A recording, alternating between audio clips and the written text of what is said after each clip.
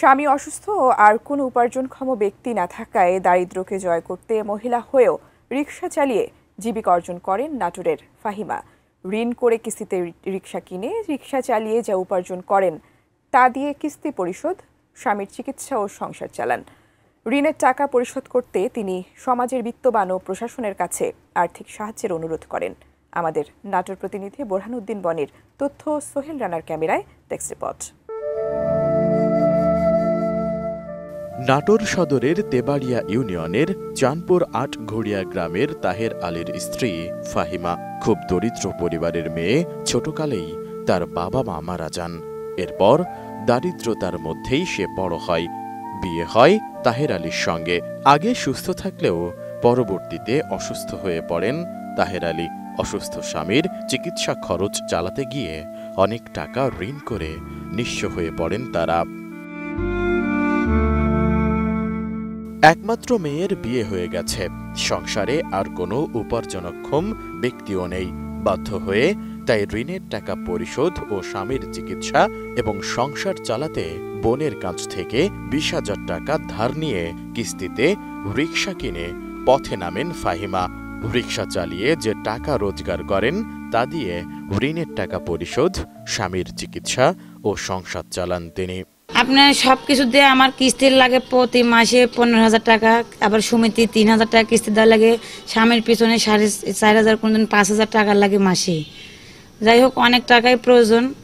কামাই করি, মানে কোনো রকম সংসারটা চালাই। সকালবেলা উঠার পরে নামাজ কালাম পড়ি, ৫টার সময় উঠে নামাজ কালাম পড়ে রান্না বান্না করে খায়া বার হই। বাড়ার আবার দুপুর ১টা ১২টার সময় বাসায় আসি, আবার রান্না বান্না করি। রান্নাবান্না করে স্বামী সংসার নিয়ে খাওয়া দাওয়া করে আবার দুপুর ৩টা কি ২টার সময় আবার বাইর হই। আমি অনেক টাকা ঋণ আছি। আমি সবাইকেই বলেছি যে আমাকে যদি টাকা পয়সা দিয়ে একটু সাহায্য সহযোগিতা করতেন তাহলে আমি ঋণপাতিগুলো শোধ করতাম। হয়তো একবেলা গাড়ি চালাতাম, আমি বাসায় একবেলা এসে আমার স্বামী অসুস্থ, তার সেবা যত্ন হয়তো করতে পারতাম।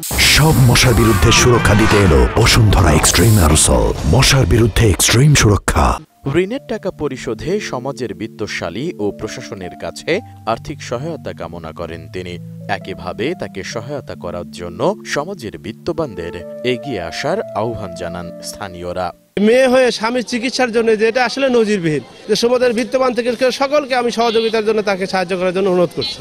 রিক্সা চালাচ্ছে, মানে গর্ব বিষয়, কারোর থেকে ভিক্ষা টিক্ষা করছে না, চা চিন্তা খাচ্ছে না, কোনো বাজে কাজ করছে না, খুব ভালো কাজ করছে। যে এইরকম অনেক মেয়েরাই আজকে দিনহীনভাবে সংসারের কাজ করতে পারছে না, বা বসে আছে, বা আয় রোজগার করতে পারতেছে না।